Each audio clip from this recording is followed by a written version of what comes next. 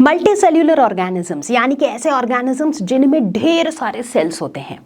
एक बार इन सेल्स ने प्लान बनाया कि यार हम में से जो भी सिमिलर है, एक जैसे हैं, या फिर हम में से जिनका भी काम एक जैसा है, वो सारे मिलकर एक ग्रुप बना लेते हैं।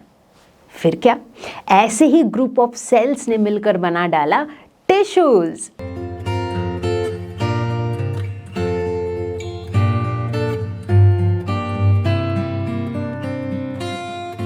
हेलो एवरीवन, मुझे उम्मीद है कि आप सभी अच्छे हैं और आज मैं लेकर आई हूँ क्लास 9th साइंस टिश्यूज का वन शॉट नहीं, टिश्यूज का वीडियो इन 2 पार्ट्स। तो आज के इस पहले पार्ट में हम बात करने वाले हैं प्लांट टिश्यूज के बारे में, और ये मेरी गारंटी है कि अगर आप इस पूरे वीडियो को मेरे साथ देखते हो तो प्लांट टिश्यूज के कॉन्सेप्ट्स होंगे क्रिस्टल क्लियर। तो मैं हूँ Roshni from Learno Hub, the free learning platform, जहाँ पर आप पढ़ सकते हो physics, chemistry, maths, biology, social studies, सब कुछ absolutely for free only at learnerhub.com। तैयार हैं सभी लोग? Let's get started.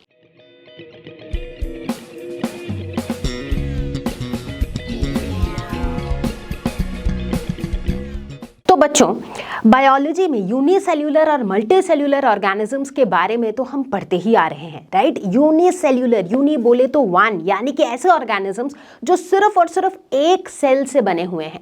Multi cellular, multi बोले तो मेनी, जो बहुत सारे सेल्स से बने हुए हैं। अब यूनिसेल्यूलर ऑर्गेनिजम्स में ये जो एक सेल होता है ना, ये बड़ा कीमती होता है, बड़ा क्रूशियल होता है, क्योंकि यही एक सेल सारे फंक्शंस परफॉर्म करता है उस ऑर्गेनिज्म के लिए। चाहे वो खाना खाना हो, चाहे डाइजेस्ट करना हो, चाहे रेस्पिरेशन हो, जितने भी लाइफ प्रोसेसेस हैं, जितने भी फंक्शंस हैं, वो सारे फंक्शंस वो एक सेल अकेले परफॉर्म करता है, क्योंकि एनीवेज उसके पास कोई बैकअप है नहीं, क्योंकि वो एक लौता सेल है।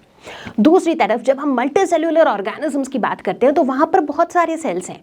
तो अब ये लोग कहते हैं कि यार हम तो इतने सारे हैं, है ना, तो सब लोग सारे काम करें, इसका क्या फायदा? इससे अच्छा है हम आपस में काम बांट लेते हैं। That's a great idea, isn't it? जैसे कि मान लो आपके स्कूल में टीचर्स डे का सेलिब्रेशन है, ठीक है, आपके स्कूल में सेलिब्रेशन है, बट लेट अस से कि हर क्लास के लेवल पे टीचर्स डे सेलिब्रेट हो रहा है। अब आपके क्लास में टोटल 50 बच्चे हैं, तो अब टीचर्स डे की तैयारी के लिए खाने का भी इंतजाम करना पड़ेगा, डेकोरेशन भी देखना पड़ेगा, कल्चरल इवेंट्स भी ऑर्गेनाइज करने पड़ेंगे, राइट। तो काफ़ी सारा काम होगा। अब ये सारे के सारे 50 बच्चे सारे काम करें, इससे बेहतर ये नहीं होगा कि ये आपस में ग्रुप बना ले। इन्होंने बोला कि एक काम करेंगे यार, 10 लोग, हम 10 लोग जो हैं हम कल्चरल इवेंट संभाल लेंगे, ये 10 लोग जो है ये खाने का संभाल लेंगे सारा, ये 10 लोग संभाल लेंगे सारा डेकोरेशन, है ना। तो इस तरीके से हर काम को एक एक ग्रुप ने बांट लिया। मतलब 10 बच्चों के ग्रुप ने खाना संभाल लिया, 10 और बच्चों के ग्रुप ने कल्चरल प्रोग्राम संभाल लिया, 10 और बच्चों ने संभाल लिया डेकोरेशन। तो इस तरीके से एक एक ग्रुप ऑफ सेल ने एक एक काम अपने ऊपर ले लिया, राइट। तो यानी कि ये जो फंडा है, इसे हम क्या कहते हैं, इस कॉन्सेप्ट को हम कहते हैं डिवीजन ऑफ लेबर। लेबर मतलब मेहनत को हमने बांट लिया, काम को हमने बांट लिया, that is division of labour, and it is quite a smart way, isn't it? तो अब मल्टी सेल्यूलर ऑर्गेनिजम्स के अंदर भी कुछ ऐसा ही होता है। ये जो इतने सारे सेल्स हैं, ये क्या करते हैं, ये आपस में काम बांट लेते हैं। कुछ सेल्स एक ग्रुप बना लेते हैं, वो कहते हैं कि भाई डाइजेशन का काम मैं देख लूंगा, तुम्हें टेंशन लेने की जरूरत नहीं। कुछ और सेल्स हैं जो साथ में ग्रुप बना लेते हैं, वो रेस्पिरेशन में मदद कर देते हैं। कुछ और सेल्स हैं जो अपना एक ग्रुप बना लेते हैं, वो कहते हैं कि यार जो भी वेस्ट मटीरियल्स होगा ना बॉडी में, उनको बॉडी से हटाने का काम हम कर लेंगे, तो वो एक्सक्रीशन का पार्ट बन जाते हैं। तो इस तरीके से बॉडी के अंदर जो अलग अलग सेल्स हैं ये ग्रुप बना लेते हैं आपस में और अलग अलग फंक्शंस परफॉर्म करते हैं। तो मल्टी सेल्यूलर ऑर्गेनिजम्स में मेरे प्यारे बच्चों इसी कॉन्सेप्ट को हम कहते हैं डिवीजन ऑफ लेबर। अब सभी के दिमाग की घंटी बजी कि भाई मैम अचानक डिवीजन ऑफ लेबर की बात कर ही क्यों रही है, क्योंकि मैम को पढ़ाना है टिश्यूज, और टिश्यूज समझने के लिए डिवीजन ऑफ लेबर वाला कॉन्सेप्ट समझना बहुत क्रिटिकल है। तो चलो आई थिंक अब हम तैयार हैं टू डिफाइन टिश्यूज। तो क्या होते हैं tissues? A group of cells that are similar in structure and they work together to achieve a specific function. फिर से ध्यान दो, अभी अभी जो समझाया है एग्जैक्टली वही लिखा हुआ है, याद करने की जरूरत बिल्कुल भी नहीं है बच्चों, ठीक है। क्या है ये? एक ग्रुप ऑफ सेल्स है जो स्ट्रक्चर में सिमिलर है, जिनके स्ट्रक्चर सिमिलर हैं, राइट और वो क्या करते हैं, वो साथ में काम करते हैं to achieve a specific function. एक ही गोल है उनका, उनका काम एक ही है, एक ही काम को ख़त्म करने के लिए वो सारे साथ में काम करते हैं। ऐसे ग्रुप ऑफ सेल्स को हम क्या कहते हैं, टिश्यूज़ कहते हैं। तो अगर मैं टीचर्स डे वाला एग्जाम्पल लूँ तो ये जो 10 बच्चे हैं, इन 10 बच्चे जो लेट्स से डेकोरेशन संभाल रहे हैं, तो ये 10 के 10 बच्चे सारे के सारे जो है डेकोरेट करने के लिए कुछ ना कुछ काम कर रहे हैं। यानी कि इन सबका गोल क्या है, पूरे स्टेज को डेकोरेट करना। तो यानी कि ये 10 बच्चे साथ में काम कर रहे हैं एक स्पेसिफिक फंक्शन के लिए, एक कॉमन गोल के लिए, और वो गोल है स्टेज का डेकोरेशन। तो इन बच्चों का जो ग्रुप है, बच्चे नहीं, इन सेल्स का जो ग्रुप है, उसे हम कहते हैं टिश्यूज़। अब टिश्यूज़ के तौर पे एक एग्जाम्पल लेते हैं। जैसे हम अपनी बॉडी की बात करते हैं, हमारे बॉडी के अंदर अलग अलग ऑर्गन्स हैं, राइट। जैसे लंग की बात करते हैं। जो लंग जो ये एक ऑर्गन है, इसके अंदर लंग टिश्यू पाया जाता है। अब यहाँ पर स्क्रीन पे एक बहुत ही अजीबोगरीब पिक्चर आपको दिख रही है कि भाई ये क्या है, ये लंग तो नहीं है बट ये लंग टिश्यू है। यानी कि लंग के टिश्यू को अगर हम माइक्रोस्कोप के देखें तो माइक्रोस्कोप में मुझे कुछ ऐसा ही दिखेगा। So this is lung tissue. अब ये जो लंग टिश्यू है, ये टिश्यू बना कैसे, कुछ सेल्स इकट्ठे हो गए, साथ में ग्रुप बना लिए, उन्होंने बोला कि भाई चलो हम लोग एक कॉमन काम के लिए, एक कॉमन गोल को अचीव करने के लिए काम करते हैं। और वो कॉमन गोल क्या है, आप बताओ। लंग्स का काम क्या होता है? लंग्स हमारे बॉडी में डाइजेशन में मदद करता है? नहीं। क्या लंग्स हमारे बॉडी में एक्सक्रीशन में मदद करता है? नहीं। तो लंग्स का काम क्या है बताओ? बॉडी में तो बहुत सारे फंक्शंस हैं, राइट। लंग्स कौन से वाले सिस्टम का पार्ट है? रेस्पिरेशन का पार्ट है। यस, ये जो हम ऑक्सीजन लेते हैं, कार्बन डाइऑक्साइड देते हैं, ये वाला जो प्रोसेस है जिसमें ऑक्सीजन बॉडी के अंदर जा रहा है, वो ऑक्सीजन हमारे बॉडी के हर एक सेल तक पहुंच रहा है, इस वाले सिस्टम का पार्ट है लंग। यानी कि ये लंग के अंदर जो टिश्यू है दैट इज लंग टिश्यू। और ये टिश्यू को किसने बनाया है? ऐसे कई सारे सेल्स ने, जो सारे सेल्स इस कॉमन गोल की तरफ इकट्ठे काम कर रहे हैं। ठीक, बात समझ में आई? अच्छा, टिश्यू का एग्जाम्पल जब भी मैं ले रही हूँ, ज़रूरी नहीं है कि सिर्फ ह्यूमंस और एनिमल्स के अंदर ही हम टिश्यू की बात करते हैं। इवन प्लांट्स, अगर हम प्लांट्स के अंदर झांक के देखें तो वहाँ पर भी हमें प्लांट टिश्यू देखने को मिलता है। Exactly, this is a plant tissue again under a microscope. ठीक है, बहुत बढ़िया। अब थोड़ी बहुत हैरानी शायद आपको भी हो रही होगी कि अच्छा वाकई में ये माइक्रोस्कोप के, जब हम माइक्रोस्कोप में देखते हैं तो ये ऐसे दिखते हैं? बिल्कुल ऐसे ही दिखते हैं ये। हे हाय, अभी जब हम टिश्यूज की बात कर रहे थे तो आप लोगों ने देखा कि पीछे स्क्रीन पर बहुत सारे इमेजेस आ रहे थे। वो इमेजेस क्या थे? टिश्यूज थे, of course. But the point is, अगर हमें इन टिश्यूज को देखना है, अब ये इतने छोटे हैं कि ऑफ कोर्स उन्हें देखने के लिए हमें यूज करना पड़ेगा एक माइक्रोस्कोप। तो यहाँ पर हम यूज कर रहे हैं एक लाइट माइक्रोस्कोप और देखने की कोशिश कर रहे हैं कुछ टिश्यूज के स्ट्रक्चर्स को। तो फिलहाल जो मैं टिश्यू देख रही थी that is a plant tissue. तो चलो आप भी देखो मुझे जो दिख रहा है। तो बच्चों, ये है एक plant tissue. In fact to be more specific, ये है कॉलेनकाइमा टिश्यू। अब कॉलेनकाइमा क्या होता है ये हम इसी वीडियो में थोड़ी ही देर के बाद समझेंगे। क्या एनिमल टिश्यूज देखना है? Of course. तो चलो ट्राई करते हैं एक एनिमल टिश्यू को देखने की। तो यहां पर मेरे पास है एक प्रिपेयर्ड स्लाइड ऑफ चिक सेल। यस, हमारे गाल के जो टिश्यूज हैं उनको देखते हैं।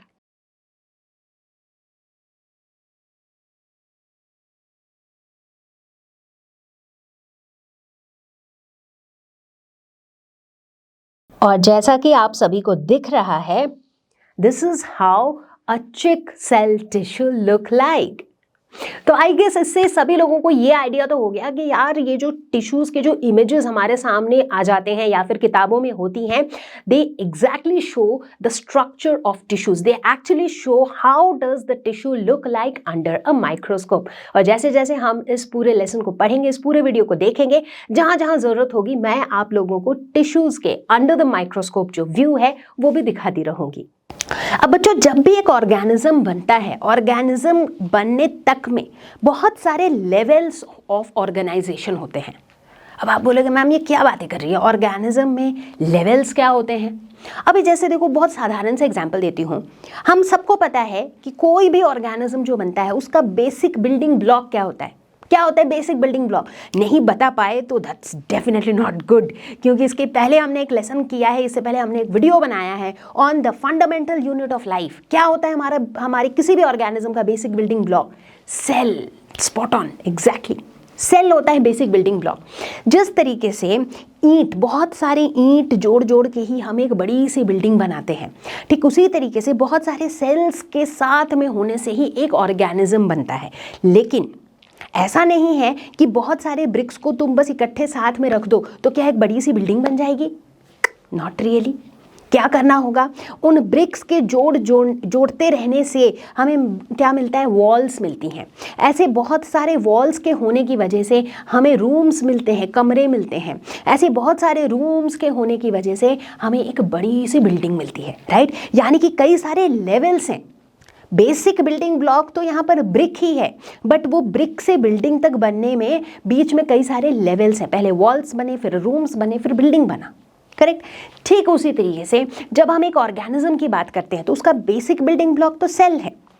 तो सेल जो है उसका एकदम लोएस्ट लेवल है। अब काफ़ी सारे सेल्स जो सिमिलर वर्क परफॉर्म करते हैं वो ग्रुप बना के क्या बना लेते हैं? टिश्यूज़। तो यानी कि सेल्स के बाद नेक्स्ट लेवल आ गए टिश्यूज़। अब ऐसे टिश्यूज़ जो हैं, कई सारे टिश्यूज़ मिल करके बनाते हैं एक ऑर्गन।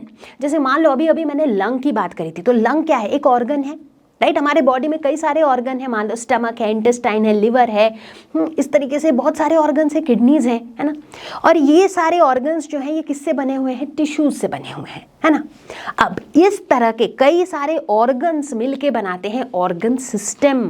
ऑर्गन सिस्टम बोले तो जैसे मान लो अभी मैंने स्टमक की बात करी, ठीक है? स्टमक हो गया, इंटेस्टाइन हो गया, ये सारे अलग अलग ऑर्गन्स हैं जो इकट्ठा साथ में आके एक ऑर्गन सिस्टम बनाते हैं। जैसे कि डाइजेस्टिव सिस्टम, मतलब हमारे बॉडी में खाना डाइजेस्ट कैसे होगा, तो वो खाना डाइजेशन का जो पूरा प्रोसेस है that goes through the digestive system of our body. Similarly हमारे बॉडी के अंदर एक रेस्पिरेटरी सिस्टम है जिसमें कई सारे ऑर्गन्स इन्वॉल्व है। हमारे बॉडी के अंदर एक एक्सक्रीटरी सिस्टम है जिसमें कई सारे ऑर्गन्स इन्वॉल्व हैं, राइट? तो इस तरीके से ऑर्गन के बाद जो नेक्स्ट लेवल आता है दैट इज ऑर्गन सिस्टम। और बहुत सारे ऑर्गन सिस्टम्स मिलकर के बनाता है एक ऑर्गेनिज्म। जैसे मान लो अगर हम ह्यूमन बीइंग है, एक ह्यूमन बॉडी के अंदर बहुत सारे ऑर्गन सिस्टम है, डाइजेस्टिव सिस्टम भी है, रेस्पिरेटरी सिस्टम भी है, एक्सक्रीटरी सिस्टम भी है, रिप्रोडक्टिव सिस्टम भी है, नर्वस सिस्टम भी है। तो कई सारे सिस्टम्स, ऑर्गन सिस्टम्स जब साथ में इकट्ठा गए तब जाके बनता है एक पूरा का पूरा ऑर्गेनिज्म, ठीक है? तो ये जो हमने लेवल्स देखे, स्टार्ट हुआ सेल से, फिर टिश्यू, फिर ऑर्गन सिस्टम, फिर ऑर्गेनिज्म। ये इन लेवल्स को हम कहते हैं लेवल्स ऑफ ऑर्गेनाइजेशन।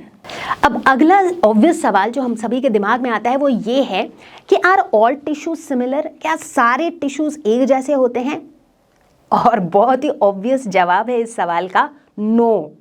ऐसा हो भी नहीं सकता है, राइट? क्योंकि जब हम अलग अलग ऑर्गेनिजम्स को देखते हैं क्या वो सारे एक जैसे होते हैं? बिल्कुल नहीं। हमने कितने वैरायटी ऑफ ऑर्गेनिजम्स अभी तक देखे हैं, राइट? चलो एक ब्रॉडर कैटेगरी में हम प्लांट्स और एनिमल्स की ही बात करते हैं।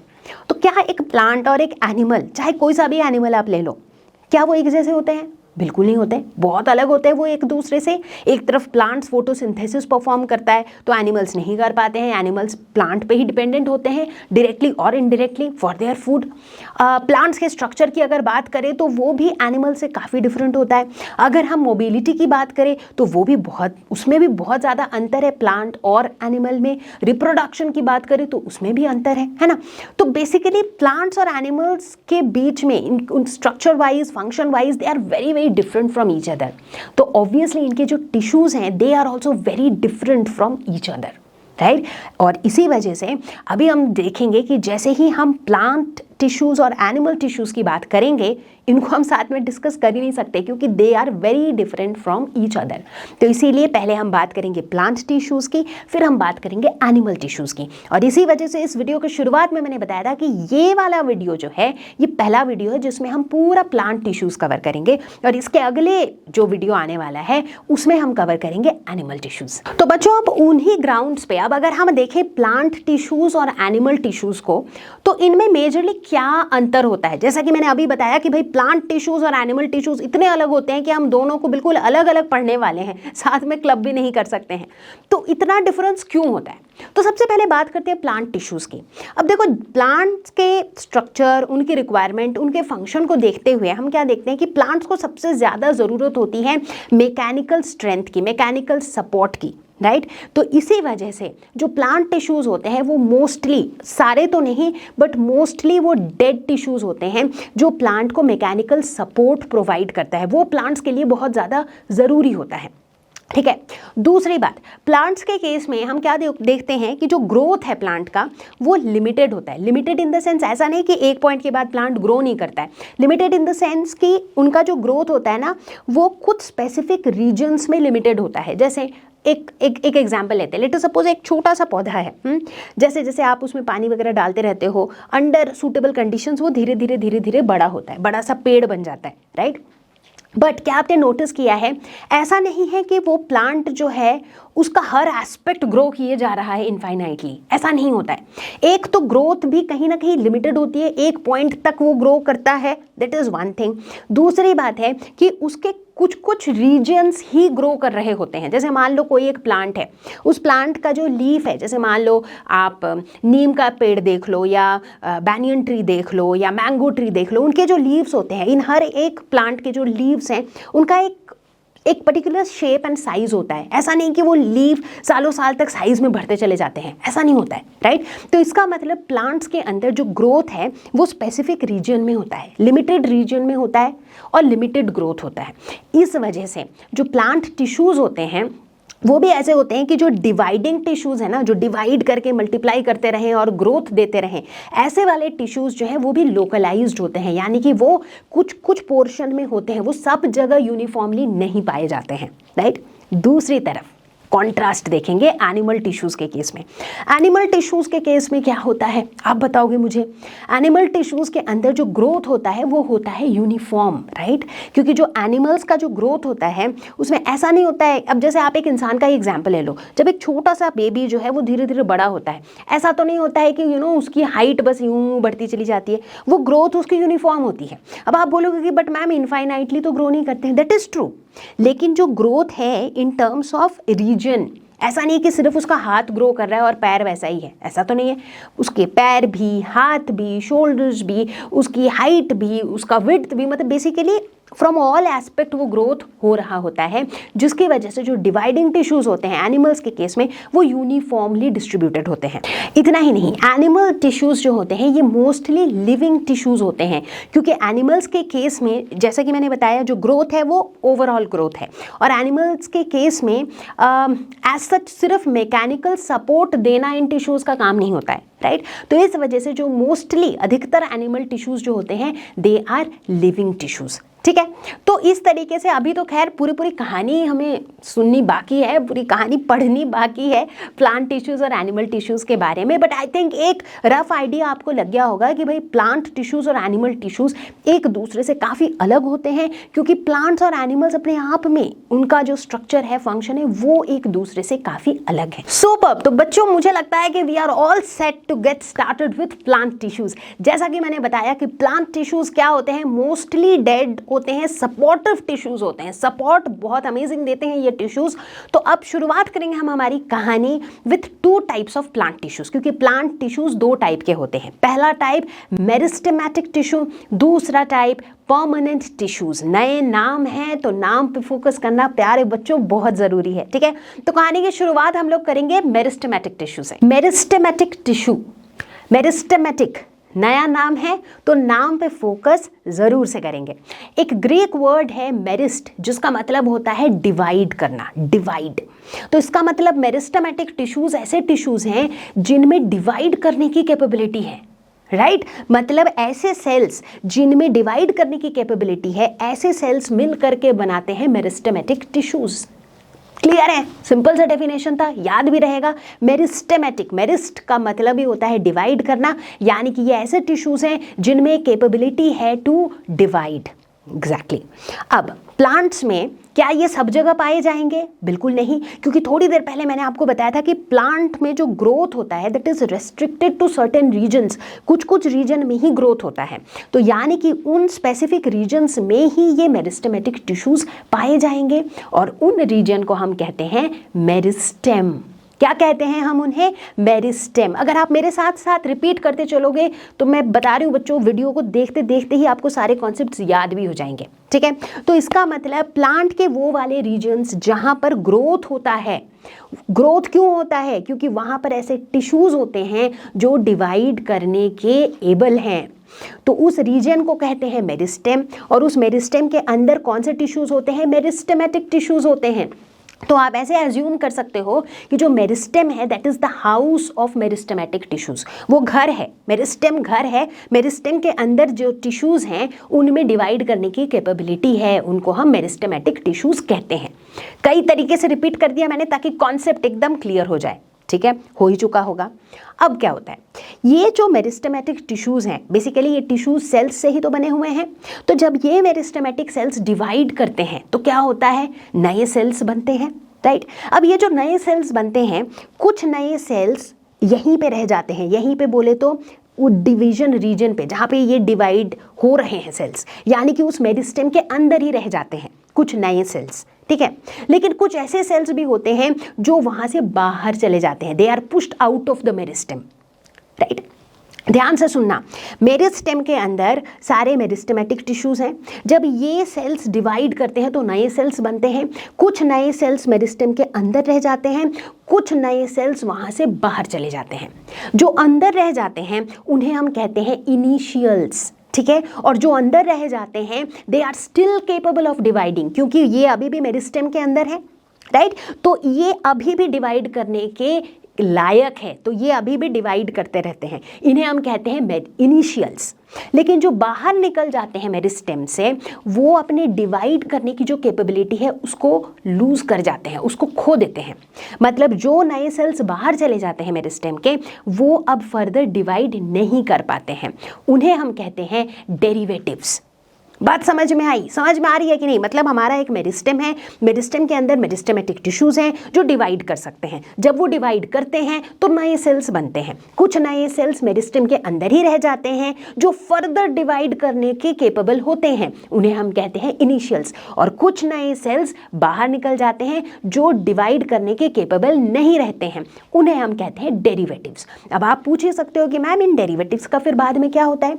ये डेरिवेटिव्स जब बाद में मैच्योर होते हैं तो ये बनते हैं परमानेंट टिश्यूज। दो टाइप का टिश्यूज पढ़ा था ना, एक तो मेरिस्टेमेटिक टिश्यू हो गया जो डिवाइड कर सकते हैं, दूसरा परमानेंट टिश्यू जो डिवाइड नहीं कर सकते हैं। लेकिन परमानेंट टिश्यूज क्या करेंगे वो हम थोड़ी देर बाद देखेंगे, ठीक है। तो अभी फिलहाल ये कॉन्सेप्ट समझ में आ गया मेरिस्टेमेटिक टिश्यू का, ठीक है। अब देखना ये है कि मेरिस्टेमेटिक टिश्यूज डिवाइड तो करते हैं बट उस डिवीजन से क्या होता है। तो बच्चों अभी अभी हमने देखा कि मेरिस्टेमेटिक टिश्यूज जो है ये रेस्ट्रिक्टेड होते हैं सर्टेन रीजन्स पे, और एग्जैक्टली इन्हीं रीजन्स पे ग्रोथ भी रेस्ट्रिक्टेड होता है, और ऐसे रीजन्स को हम कहते हैं मेरिस्टेम्स। क्या आप चाहते हो एक एक्सपेरिमेंट परफॉर्म करके इस बात को अपनी आंखों से देखना चाहते हो? अगर आप ऐसा चाहते हो तो फटाफट से ले लो 2 ग्लास जार्स या फिर 2 glass containers filled with water, और उन दोनों में डाल दो एक एक अनियन बल्ब। प्याज तो आसानी से मिल ही जाएगा आप सबको अपने घर पे, है ना। अच्छा, अब इस सेटअप को एज इट इज छोड़ दो। 2-3 दिन के बाद आप ये ऑब्जर्व करना शुरू करो कि उनके रूट्स की ग्रोथ कितनी हो रही है। एज इन अनियन बल्ब की जो रूट है उसकी लेंथ को मेजर करना शुरू करो, और आप नोटिस करोगे विथ ईच पासिंग डे जो रूट है उसकी थोड़ी थोड़ी सी लेंथ बढ़ रही है, यानी कि रूट की ग्रोथ हो रही है दोनों ही अनियन बल्ब्स में, ठीक है। 3-4 दिन के बाद आप कुछ ऐसा करो कि इसमें से एक अनियन बल्ब के रूट टिप को आप कट कर दो, राइट। और ऐसा करने के बाद आप उसे वापस उसी ग्लास जार में पानी के अंदर डाल दो, ठीक। अब अगेन 2-3 डेज के बाद आप नोटिस करना शुरू करोगे कि जिस जिस अनियन बल्ब की रूट टिप आपने काट दी थी वहां पर आपको रूट का ग्रोथ देखने को नहीं मिल रहा है, और वहीं दूसरा वाला जहां पर आपने रूट टिप को कट नहीं किया था वहां पर ग्रोथ अभी भी बरकरार है। इसका मतलब है कि अगर उस रीजन को जहां पर ग्रोथ होती है, जहां पर ग्रोथ रेस्ट्रिक्टेड है, जहां पर मेरिस्टेम है, उसी रीजन को अगर हम कट कर दें तो ग्रोथ भी रुक जाएगी। तो और इन्हीं मेरिस्टेमेटिक टिश्यूज के डिवाइड करने की वजह से होता है प्लांट का ग्रोथ। एग्जैक्टली तो ये जो मेरिस्टेमेटिक टिश्यूज है बच्चों, they result in primary and secondary growth in plants. अब आप बोलोगे ये क्या मैम, अभी अभी तो आप ग्रोथ की बात कर रहे थे, वहां तक तो कहानी ठीक थी, बट अब आप प्राइमरी ग्रोथ और सेकेंडरी ग्रोथ की बात कर रहे हो, ये क्या है? अभी बता देती हूँ।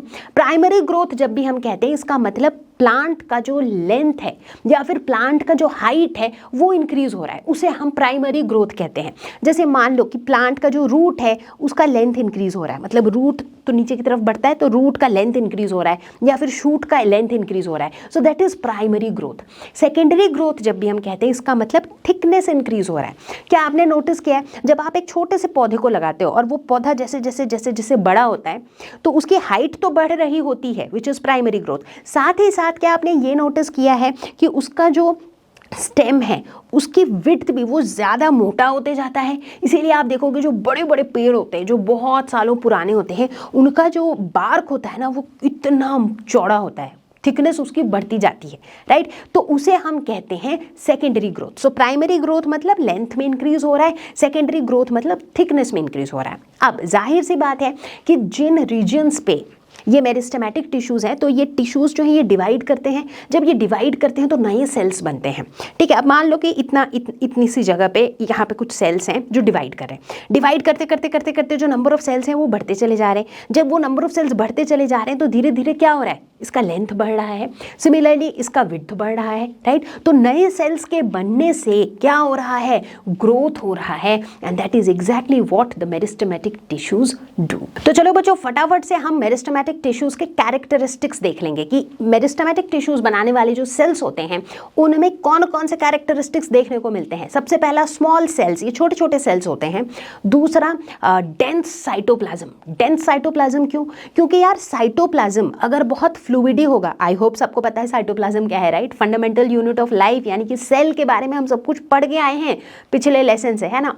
तो साइटोप्लाज्म जो फ्लूइड होता है सेल के अंदर, अगर वो बहुत ही ज्यादा फ्लूइडी होगा तो क्या होगा, डिवीजन के दौरान, क्योंकि ये मेरिस्टेमेटिक टिश्यूज तो डिवाइड करते रहेंगे, उस दौरान स्टेबिलिटी नहीं रहेगी, तो इसीलिए इनमें पाया जाता है डेंस साइटोप्लाज्म।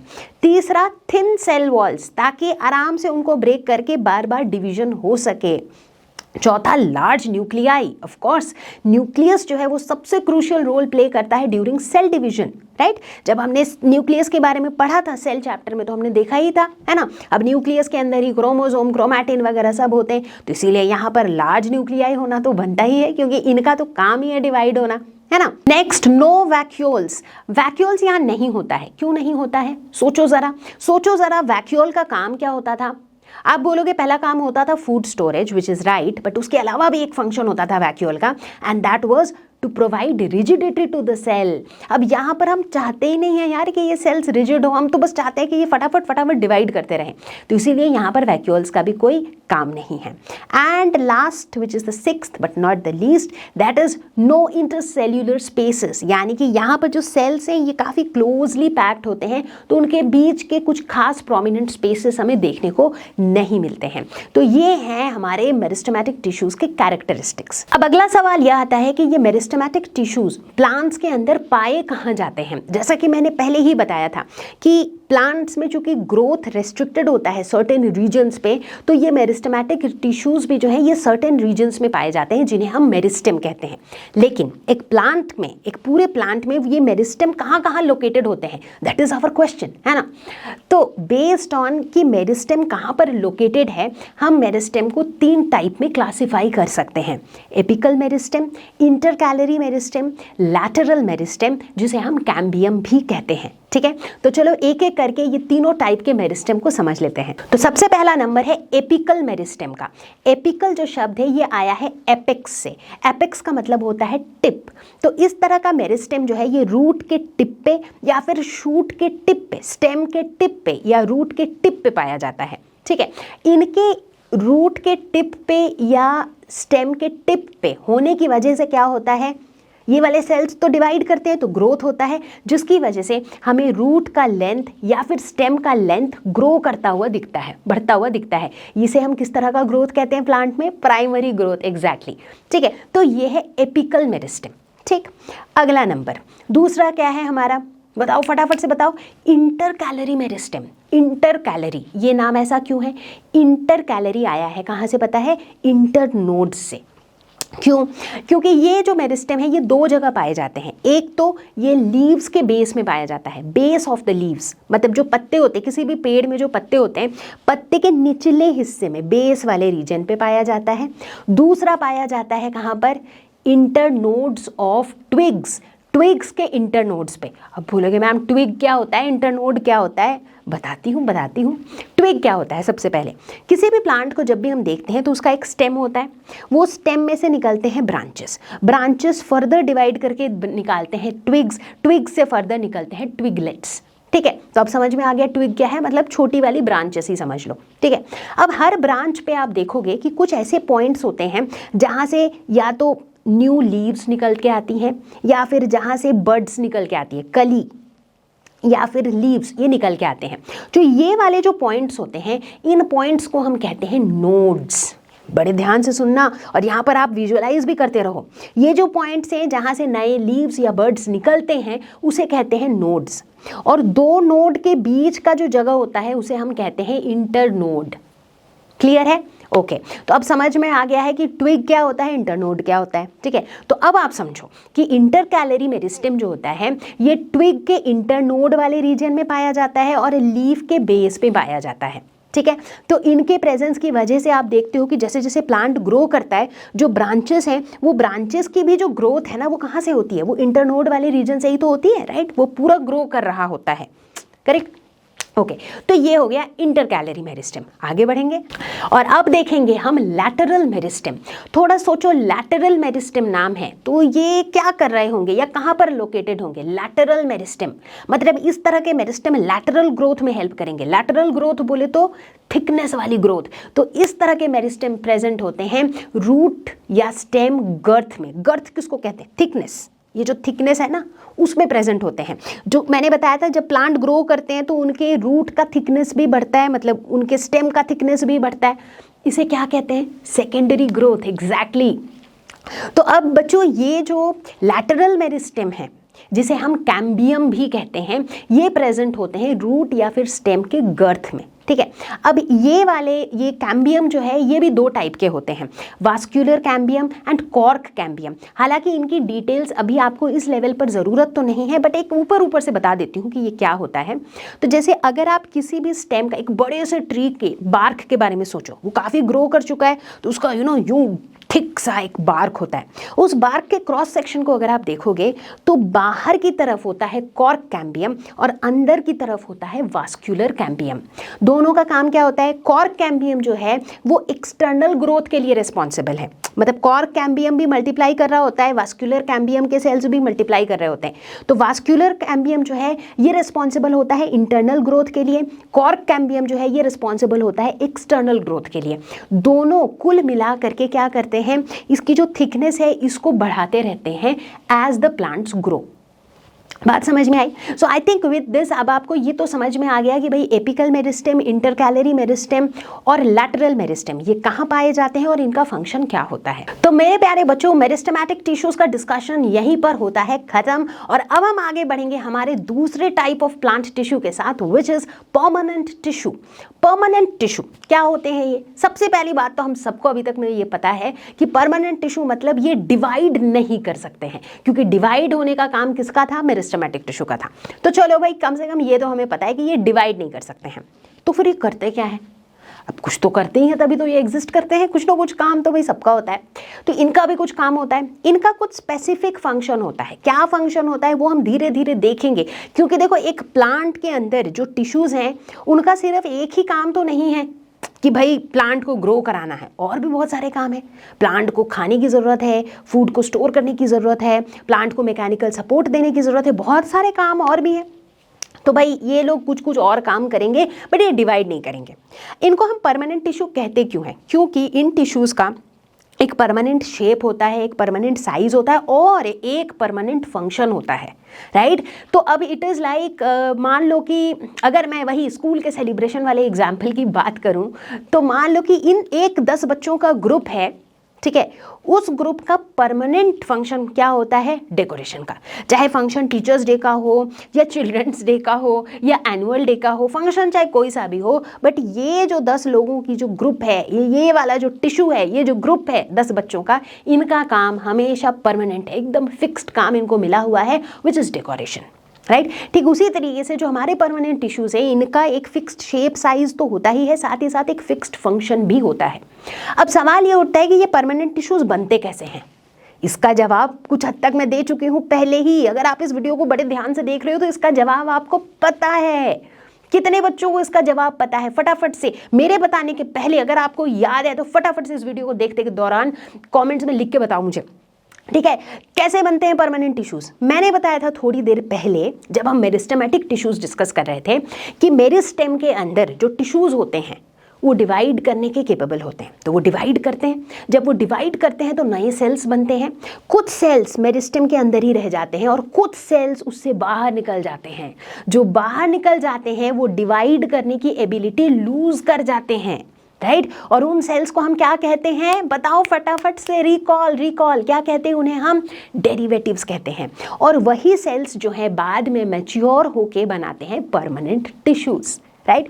तो इसका मतलब है परमानेंट टिश्यूज कौन से सेल्स से बनते हैं? ऐसे सेल्स से बनते हैं जो बनाता तो है मेरिस्टेमेटिक टिश्यू, मेरिस्टेमेटिक टिश्यू के डिवीजन से ही वो सेल्स बनते हैं, बट बाद में एक प्रोसेस के दौरान वो अपने आप को मैच्योर करते हैं और ये बनते हैं परमानेंट टिश्यूज। और इस प्रोसेस को हम कहते हैं डिफरेंशिएशन। ये भी याद रख लो, ये मैथमेटिक्स वाला डिफरेंशिएशन नहीं है, ये बायो वाला डिफरेंशिएशन है। वैसे मैथमेटिक्स का डिफरेंशिएशन आप लोगों ने अभी तो पढ़ा नहीं होगा 9th में, 11th में या 12th में जाके आप इसे पढ़ना शुरू करोगे। एनीवेज, तो फिलहाल बायो के डिफरेंशिएशन पे फोकस करते हैं, ठीक है? तो अब आपको ये समझ में आ गया कि परमानेंट टिश्यूज बनते कैसे हैं और कहाँ से हैं, ठीक है? तो चलो परमानेंट टिश्यू के बारे में थोड़ा और जानते हैं, थोड़ा डीप डाइव करते हैं। हाँ, तो यहाँ पर मैं कोशिश कर रही हूँ देखने की कुछ परमानेंट टिश्यूज। तो इससे पहले कि हम ये पढ़े कि परमानेंट टिश्यूज के कौन कौन से डिफरेंट टाइप्स होते हैं और उनके बारे में, उनके स्ट्रक्चर के बारे में, उनके फंक्शन के बारे में डिटेल में पढ़े, let us look at some of the permanent tissues. तो फिलहाल जिस टिश्यू को मैं देख रही हूँ, इस टिश्यू का नाम है पैरेन्काइमा। क्या होते हैं ये, वो तो हम अभी पढ़ने ही वाले हैं थोड़ी देर में। फिलहाल एक बार देख तो लो कि ये दिखते कैसे हैं। तो बच्चों, जैसा कि आप देख पा रहे हो, पैरेन्काइमा टिश्यू जो है ये काफ़ी कॉम्पैक्टली पैक्ड है, इनके बीच में बहुत ज़्यादा स्पेस नहीं होता है और इनके सेल वॉल काफ़ी थिन होते हैं। तो ये thin cell walled very compact tissue होते हैं। तो चलो देखते हैं एक और परमानेंट टिश्यू। तो यहाँ पर है मेरे पास एक prepared slide of collenchyma tissue.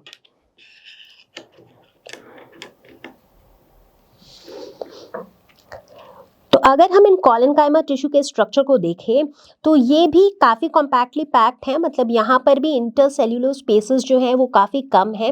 But compare to parenchyma, यहाँ पर हम देखते हैं कि इनके जो सेल वॉल्स हैं ये कंपैरेटिवली थोड़े थिक हैं when I compare it to parenchyma, right? तो ये थे हमारे परमानेंट टिश्यूज का एक नज़ारा। तो चलो अब आगे बढ़ते हैं और देखते हैं what are the different types of permanent tissues, उनके स्ट्रक्चर कैसे होते हैं, उनके फंक्शंस कैसे होते हैं। तो चलो बच्चों, अब बात करेंगे हम परमानेंट टिश्यूज के टाइप्स के बारे में। तो परमानेंट टिश्यूज दो टाइप के होते हैं, simple permanent tissue and complex permanent tissue. Simple permanent tissue further कुछ टाइप्स के होते हैं, जैसे कि parenchyma, collenchyma, sclerenchyma and epidermis. दूसरी तरफ जब हम कॉम्प्लेक्स परमानेंट टिश्यू की बात करते हैं तो उसके अंदर हम बात करने वाले हैं अबाउट जाइलम एंड फ्लोएम। ढेर सारे नए नए नाम हैं, बट नॉट टू वरी, हर नाम के साथ देख लेंगे उसका छुपा हुआ कारण कि वो नाम उसका क्यों है, और साथ ही साथ शेयर करते रहेंगे कुछ ना कुछ ट्रिक्स ताकि आपको ये नाम याद रहे। ठीक है, तो कहानी की शुरुआत करेंगे किसके साथ? Simple permanent tissue. सिंपल, जो चीज़ सिंपल है उसका नाम तो सिंपल ही होगा। सिंपल परमानेंट टिश्यू मतलब एक ऐसा टिश्यू जो बहुत सारे एक ही जैसे सेल्स से बने हुए हैं, मतलब सारे सेल्स सिमिलर हैं। अब ऑब्वियस सी बात है कि यार अगर एक टिश्यू के अंदर सारे सेल्स एक ही जैसे हैं तो वो सिंपल ही तो हुआ, उसमें कुछ कॉम्प्लेक्सिटी तो आई ही नहीं। ऐसा तो नहीं कि कोई छोटा है कोई बड़ा है, कोई टेढ़ा है कोई मेढ़ा है, ऐसा कुछ भी नहीं है, सारे एक जैसे सेल्स हैं। तो इस तरह के टिश्यू हम कहते हैं सिंपल परमानेंट टिश्यू। तो जैसा बच्चों मैंने पहले ही बताया था कि सिंपल परमानेंट टिश्यू के अंदर कई टाइप्स होते हैं, जैसे पैरेन्काइमा, कोलेन्काइमा, स्क्लेरेन्काइमा। इन सबको एक एक करके डिस्कस करेंगे, साथ ही डिस्कस करेंगे अबाउट एपिडर्मिस। ठीक है, तो चलो शुरुआत करते हैं विथ पैरेन्काइमा। पैरेन्काइमा क्या होता है? ये होता है पैकिंग टिश्यू। पैकिंग टिश्यू का मतलब क्या होता है? क्या पैक करते हैं हम इससे? कुछ पैक नहीं करते हैं। तो बेसिकली प्लांट्स के अंदर कई ऐसे टिश्यूज अभी हमें मिलने वाले हैं जिनका एक स्पेसिफिक फंक्शन होता है कि भाई उसे फूड ही स्टोर करना है या उसको यही करना है, एक पर्टिकुलर फंक्शन होता है। ये वाले जो पैरेन्काइमा सेल्स होते हैं ये पैकिंग टिश्यू है, मतलब प्लांट्स के अंदर जो मेजॉरिटी में जो टिश्यू पाया जाता है that is parenchyma. For example, अगर मैं वही टीचर्स डे सेलिब्रेशन के एग्जाम्पल लूँ, हमने क्या किया था कि भाई टोटल 50 बच्चे थे, 10 बच्चों को हमने बोला कि भाई तुम खाने पीने का ध्यान रखो, फूड अरेंजमेंट्स देखो। 10 बच्चों को हमने बोला तुम कल्चरल प्रोग्राम को देखो, और 10 बच्चों को हमने बोला कि भाई तुम डेकोरेशन देखो। तो इनको हमने स्पेसिफिक फंक्शन दे दिया। लेकिन जो बाकी बचे हुए 20 बच्चे थे उनका कोई स्पेसिफिक फंक्शन नहीं था, but they were still there, right? मतलब उनका होना ज़रूरी था, उन बच्चों का होना। So maybe they were part of the volunteers, right? जो जगह जगह पे वो बच्चे खड़े हैं, राइट? सो इस तरीके से इनका ये भले ही स्पेशलाइज्ड सेल्स नहीं है, मतलब इनका कोई स्पेसिफिक फंक्शन एज सच नहीं है, but then they are the basic packing tissue. ठीक है, तो अब आप याद कैसे रखोगे? पी से पैरेन्काइमा, पी से packing tissue, parenchyma packing tissue, याद रहेगा? ग्रेट। अब देखते हैं थोड़े और कैरेक्टरिस्टिक्स इनके। मैं तो बता ही चुकी हूँ कि ये अनस्पेशलाइज्ड सेल्स होते हैं, मतलब कोई स्पेसिफिक फंक्शन इनका, एक कोई स्पेसिफिक फंक्शन के लिए ये एग्जिस्ट नहीं करते हैं। ठीक है, अगर इनके स्ट्रक्चर की बात करें तो इनके सेल वॉल्स काफ़ी पतले होते हैं, थिन सेल वॉल्स होते हैं, लेकिन इंटरसेल्यूलर स्पेसेस लार्ज होते हैं। बीच में देखो आपको दो सेल के बीच में गैप दिख रहा होगा, स्पेस दिख रहा होगा, which is the intercellular spaces. अब अगर इनके फंक्शन की बात करें, ठीक है, अभी मैंने बोला ये अनस्पेशलाइज्ड होते हैं, मतलब इनका स्ट्रक्चर जो है कोई एक स्पेसिफिक फंक्शन के लिए डिज़ाइन नहीं होता है, बट स्टिल कुछ ना कुछ काम तो ये करते ही हैं। अब जैसे वो बाकी बचे हुए 20 बच्चे थे वो भी वॉलंटियरिंग का काम तो कर ही रहे हैं, ठीक उसी तरीके से जो पैरेन्काइमा सेल्स होते हैं ये क्या करते हैं? ये प्लांट्स को सपोर्ट प्रोवाइड करते हैं। ऑफकोर्स सपोर्ट एक फंक्शन हो गया, दूसरी तरफ ये न्यूट्रिएंट्स, वाटर, इन चीज़ों को स्टोर करते हैं। अब एक और इंटरेस्टिंग बात कि भाई ये जो पैरेन्काइमा है इनमें भी 2 फ्लेवर्स हमें देखने को मिलते हैं। फ्लेवर्स मतलब आइसक्रीम के फ्लेवर्स नहीं है, पैरेन्काइमा में भी 2 वैरायटी देखने को मिलती है। एक तो ऐसे वाले पैरेन्काइमा होते हैं जिनमें क्लोरोफिल होता है, तो उनका हम एक अलग नाम दे देते हैं विच इज क्लोरेन्काइमा, क्लोरोफिल से क्लोरेन्काइमा। ठीक है, अब जाहिर सी बात है कि उसमें क्लोरोफिल है, इसका मतलब वो किस तरीके से मदद करेंगे, उनका फंक्शन क्या होगा? Photosynthesis, they help in photosynthesis. ठीक है, बहुत बढ़िया। तो एक फ्लेवर हो गया क्लोरेन्काइमा।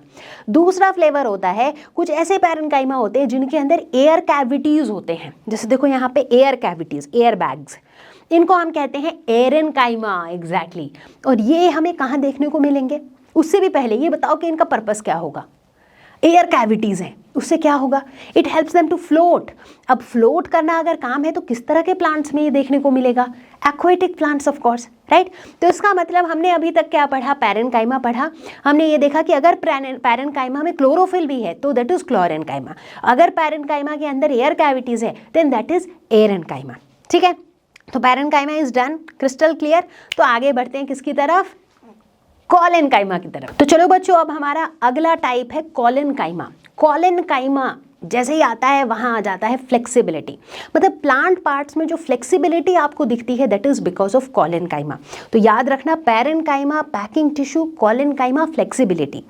तो इसका काम क्या है, इसे आप एक तरीके से स्ट्रेंथनिंग टिश्यू भी कह सकते हो या सपोर्ट टिश्यू भी कह सकते हो, क्योंकि ये सपोर्ट प्रोवाइड करता है, at the same time plant part को फ्लेक्सिबल भी रखता है। ठीक है।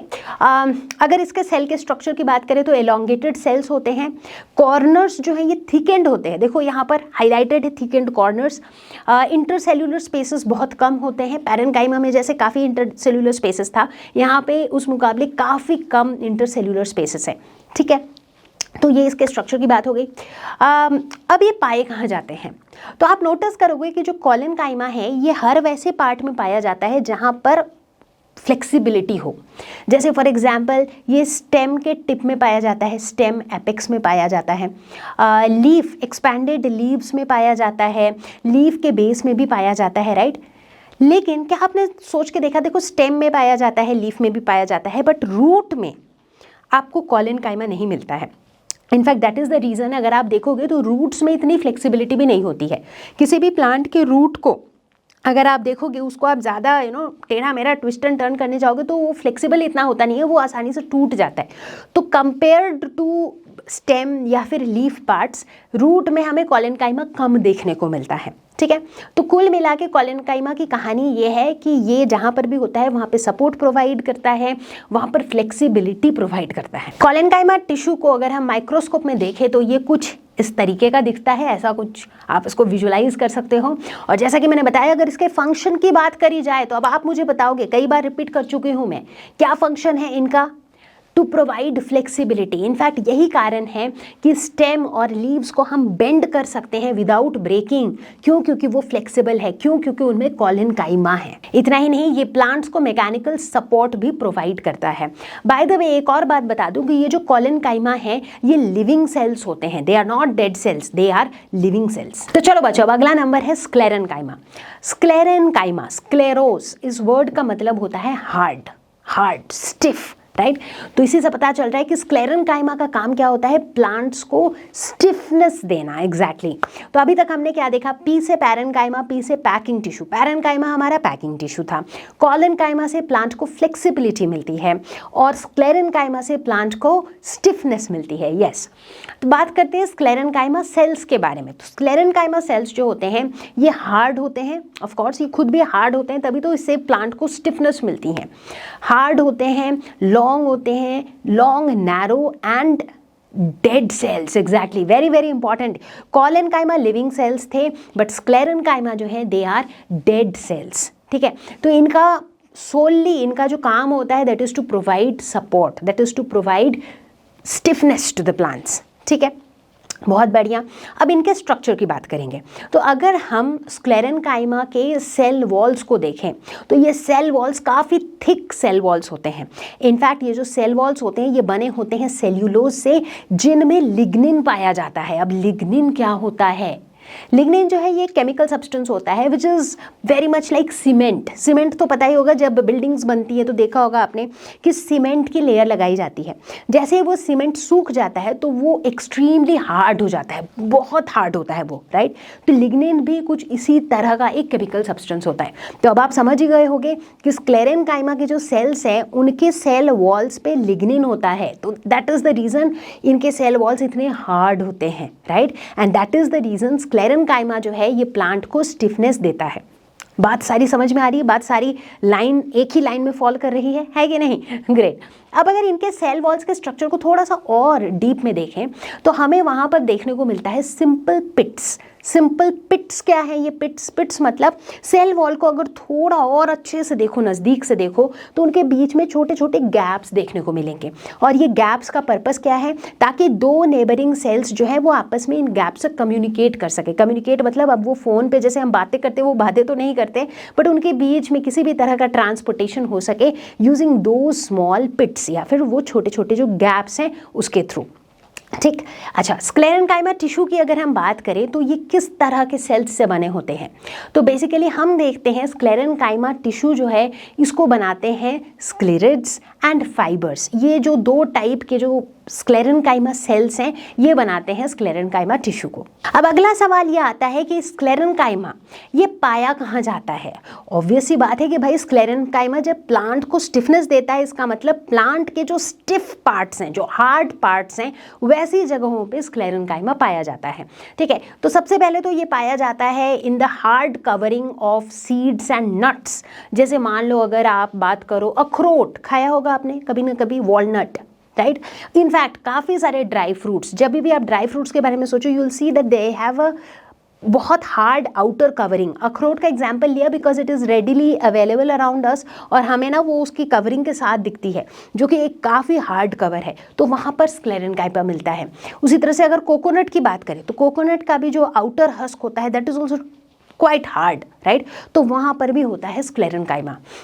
इतना ही नहीं, लीव्स के वेन्स में भी पाया जाता है स्क्लेरेनकाइमा। लीफ का वेन तो पता ही होगा, वेन जो है, लीफ तो काफ़ी फ्लेक्सिबल है बट उसका जो वेन है दैट इज क्वाइट स्टिफ, क्योंकि वहाँ पर क्या होता है, स्क्लेरेनकाइमा। इतना ही नहीं, स्टेम्स अराउंड वास्कुलर बंडल्स। अब आप पूछोगे मैम वास्कुलर बंडल्स क्या होता है।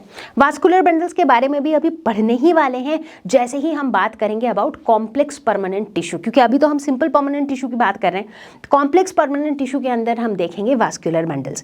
तो बोलने का मतलब है स्क्लेरेनकाइमा जो है ये पाए जाते हैं प्लांट के वैसे पार्ट्स में जहां पर जो पार्ट्स हार्ड होते हैं या फिर स्टिफ होते हैं। इनका काम क्या होता है, to provide stiffness, to provide mechanical support to the plants. तो मेरे प्यारे बच्चों, अब सिंपल परमानेंट टिश्यूज के तीनों टाइप्स को डिस्कस करने के बाद I think it is definitely a good time to summarise whatever we have learned. जो कुछ भी हमने पढ़ा पैरेन्काइमा, कोलेनकाइमा, स्क्लेरेनकाइमा के बारे में कर लेते हैं क्विक रिकैप, ताकि भूलने का कोई स्कोप ही ना रहे। ठीक है, तैयार हो? चलो शुरू करते हैं। तो पैरेन्काइमा, कोलेनकाइमा एंड स्क्लेरेनकाइमा, अगर हम इनके सेल्स की बात करें तो पैरेन्काइमा के सेल्स होते हैं लिविंग, कोलेनकाइमा के सेल्स होते हैं लिविंग, लेकिन स्क्लेरेनकाइमा के सेल्स होते हैं डेड ऑन मैच्योरिटी। मैच्योर होने के बाद ये डेड होते हैं। ठीक है, अगर बात करें इंटरसेल्यूलर स्पेसेस की तो पैरेन्काइमा में इंटरसेल्यूलर स्पेस काफ़ी होता है, हमें दिखा था राइट, सेल्स के बीच में काफ़ी स्पेसेस होता है। कोलेनकाइमा में कंपैरेटिवली काफ़ी लेस स्पेस होता है, और कोलेनकाइमा के केस में हमने देखा था उनके कॉर्नर्स थोड़े से थिकेंड होते हैं। स्क्लेरेनकाइमा में इंटरसेल्यूलर स्पेसेस का कोई सीन ही नहीं है, बिल्कुल नहीं होता है। ठीक है, अब इंटरसेल्यूलर स्पेस जितना कम होता जाता है उतना उसकी जो स्टिफनेस है, उतना वो जो है वो हार्ड होता जाता है। ठीक है, इसके बाद बात करेंगे सेल वॉल्स की। तो जो पैरेन्काइमा सेल्स होते हैं उनके सेल वॉल्स थिन होते हैं, कोलेनकाइमा के केस में थिकेंड होते हैं एट कॉर्नर्स। अभी बता रही थी वही बात कि ये वाले सेल्स में हम क्या देखते हैं कि जैसे मान लो कि ये 2, 3, 4 ऐसे सेल्स हैं, हमने क्या देखा था, इनके जो कॉर्नर्स थे ना, ये कॉर्नर्स ऐसे थिकेंड थे, थिकेंड कॉर्नर्स थे। ठीक है, स्क्लेरेनकाइमा की बात करें तो भाई इनके थिकेंड तो थे ही, बल्कि इनमें तो लिग्निन भी था। लिग्निन जो सीमेंट के जैसा मटेरियल होता है, जो एक्सट्रीमली हार्ड बना देता है इसको ओवरऑल, तो यहाँ पर लिग्निन भी प्रेजेंट होता है। तो इनफैक्ट स्क्लेरेनकाइमा के जो सेल वॉल्स हैं ये किससे बने होते हैं, सेल्यूलोज से बने होते हैं। एग्जैक्टली। ठीक है, फंक्शन की अगर बात करें, पी से पैरेन्काइमा, पी से पैकिंग टिश्यू, ये पैकिंग टिश्यू है, ये इनका मेन काम होता है, राइट। इसके अलावा हमने देखा था पैरेन्काइमा में कुछ ऐसे पैरेन्काइमा सेल्स भी होते हैं जिनमें क्लोरोफिल होता है, जिसे हम क्लोरेनकाइमा कहते हैं, और उनका काम होता है फोटोसिंथेसिस में मदद करना। उसी तरह से कुछ पैरेन्काइमा ऐसे भी होते हैं जिनमें क्या होता है, बताओ क्या होता है, जो फ्लोटिंग में मदद करते हैं, एरेनकाइमा। एग्जैक्टली, है ना। अच्छा, कोलेनकाइमा की बात करें तो इनका मेन फंक्शन होता है फ्लेक्सिबिलिटी। इसी वजह से हम देखते हैं कि स्टेम और लीफ के जो पार्ट्स होते हैं उनको अगर आप बेंड करो तो वो बेंड कर जाते हैं विदाउट ब्रेकिंग। क्यों? क्योंकि वो फ्लेक्सिबल होते हैं। स्क्लेरेनकाइमा की अगर बात करें तो ये प्लांट को स्टिफनेस देता है, तो इनका मेन काम क्या होता है, मैकेनिकल सपोर्ट, प्लांट को प्रोटेक्शन देना। इसी वजह से ये डेड सेल्स होते हैं, क्योंकि इनका बस सपोर्ट का ही काम होता है। ठीक है, तो प्यारे बच्चों, इसी तरीके से पैरेन्काइमा, कोलेनकाइमा, स्क्लेरेनकाइमा यहीं पे ख़त्म होता है। अगर आप इसका स्क्रीनशॉट लेना चाहो तो आप वो भी ले सकते हो। तो बच्चों एपिडर्मिस क्या देखा हमने कि एपिडर्मिस क्या होता है। आई थिंक सभी को बाय नाउ इतना आइडिया तो है ही कि एपिडर्मिस जो है ये एक आउटर लेयर है। तो एक प्लांट के सभी पार्ट्स में मतलब एंटायर प्लांट का जो आउटर सरफेस है उसमें ये कवरिंग होती है जिसे हम कहते हैं एपिडर्मिस। काफ़ी सारे प्लांट्स में एपिडर्मिस जो होता है वो एक सिंगल लेयर ऑफ सेल्स होता है, मतलब एक ही लेयर होता है सेल्स का। काफ़ी सारे प्लांट्स जो बहुत ड्राई वेदर कंडीशंस में रहते हैं वैसे केस में हम देखते हैं कि एपिडर्मिस काफ़ी थिक होता है ताकि ये वाटर लॉस से प्लांट को बचा सके, क्योंकि बहुत ड्राई वेदर कंडीशंस है मतलब वहाँ पर वाटर की भी स्कैरसिटी है और पानी के बिना प्लांट का सर्वाइवल मुश्किल है। तो ताकि प्लांट में से कम वाटर लॉस हो उसके वजह से जो एपिडर्मिस है बाहर का जो प्रोटेक्टिव कवरिंग है ये काफ़ी थिक होता है। ठीक है, चूंकि इनका मेन फंक्शन ही होता है प्रोटेक्शन, राइट, ये प्लांट को प्रोटेक्ट करते हैं। इट इज़ लाइक हमारे घर के बाहर की बाउंड्री वाली बात है। तो प्लांट के भी पूरे प्लांट के सरफेस के बाहर एक एपिडर्मिस की लेयर लगी रहती है जिसका मेन काम होता है प्रोटेक्शन। अब चूंकि मेन काम प्रोटेक्शन है इसीलिए ये एक कंटिन्यूअस लेयर बनाते हैं विदाउट एनी इंटरसेल्यूलर स्पेसेस। हमें बीच बीच में सेल्स के बीच में कोई स्पेस नहीं दिखता है, बिल्कुल साथ में कंटिन्यूअस तरीके से ये लगे होते हैं और इस तरीके से ये पूरे प्लांट को एक प्रोटेक्शन प्रोवाइड करते हैं। तो बच्चों अब अगर हम लोग एपिडर्मिस को थोड़ा और क्लोजली देखें तो हम देखते हैं कि भाई ये जो एपिडर्मिस है ना इसके ऊपर हमें छोटे छोटे छेद यानी कि बहुत स्मॉल पोर्स हमें देखने को मिलते हैं और इन पोर्स को हम कहते हैं stomata. And let me tell you stomata जो है ये एक बहुत क्रूशियल रोल प्ले करता है। स्टोमेटा का काम पता है क्या होता है? अब प्लांट के लीव्स में से या फिर प्लांट में से जो वाटर है वो वाटर वेपर बन के इन्हीं पोर्स के थ्रू बाहर चला जाता है। मतलब प्लांट के बॉडी से वाटर का जो लॉस होता है in the form of water vapour, ये वाटर का लॉस होता है थ्रू दीज पोर्स जिन्हें हम कहते हैं स्टोमेटा। और ये जो प्रोसेस है इस प्रोसेस को हम कहते हैं ट्रांसपीरेशन, मतलब loss of water in the form of water vapour from the plants, इसे हम कहते हैं ट्रांसपीरेशन। नोट कर लो। अब यहाँ पर आ गया बहुत बड़ा कंफ्यूजन। अब आप बोलोगे कि मैम आप क्या बात कर रहे हो, अभी अभी आप बता रहे थे कि पानी जो है वो प्लांट के सर्वाइवल के लिए बहुत ज़्यादा ज़रूरी है। अब आप बोल रहे हो कि प्लांट जो है वाटर को लूज़ कर रहा है, लॉस ऑफ वाटर वेपर हो रहा है, और आप ये भी कह रहे हो कि ट्रांसपीरेशन प्लांट के लिए बड़ा ज़रूरी है। How is that possible? अब समझो ये कहानी। अब देखो होता क्या है, जब ये स्टोमेटा के थ्रू ये जो लीव्स के ऊपर, लीव्स के एपिडर्मिस पे, लीव्स के आउटर मोस्ट लेयर पे जो छोटे छोटे छेद हैं इनके थ्रू जब वाटर वेपर बन के प्लांट में से बाहर जा रहा है तो क्या होता है, एक सक्शन फोर्स क्रिएट होता है। मतलब ऊपर जो है वाटर खाली हो गया है बट सबको वाटर चाहिए, तो वो वाटर लीव्स कहाँ से वाटर लाते हैं? अपने नीचे के पार्ट से। अब वाटर कहाँ पे होता है? जैसे आपने एक पौधा लगाया, एक प्लांट लगाया, आप उसमें डेली पानी डालते हो। कहाँ डालते हो पानी? आप मिट्टी पे पानी डालते हो। अब वो पानी जो है वो प्लांट के अंदर कैसे जाता है? Through the roots, right. Through the roots वो बाकी प्लांट के डिफरेंट पार्ट्स में जाता है, राइट। तो अब उस पानी को नीचे से ऊपर की तरफ जाने के लिए कोई तो ड्राइविंग फोर्स चाहिए, है कि नहीं? अब मैं सामान लेके बैठी हूँ, मैं पानी लेके बैठी हूँ, बट सामने कोई प्यासा भी तो होना चाहिए जिसको पानी पीना हो। It is like that, need भी तो होनी चाहिए। अब ऊपर से जब वाटर का लॉस हो रहा है तो एक सक्शन फोर्स क्रिएट हो रहा है जिसकी वजह से वाटर और मिनरल्स जो है नीचे से डिफरेंट प्लांट पार्ट्स तक पहुँच रहे हैं। अब आप बोलोगे कि मैम अब इस सिचुएशन में ऐसा लग रहा है कि वाटर बहुत कीमती है, प्लांट के लिए बहुत ज़्यादा ज़रूरी है। ऐसा क्यों? क्योंकि प्लांट को सरवाइव करने के लिए, तुम्हें और मुझे सरवाइव करने के लिए हमें खाना चाहिए कि नहीं? उसी तरह प्लांट को भी सरवाइव करने के लिए उसे खाना चाहिए।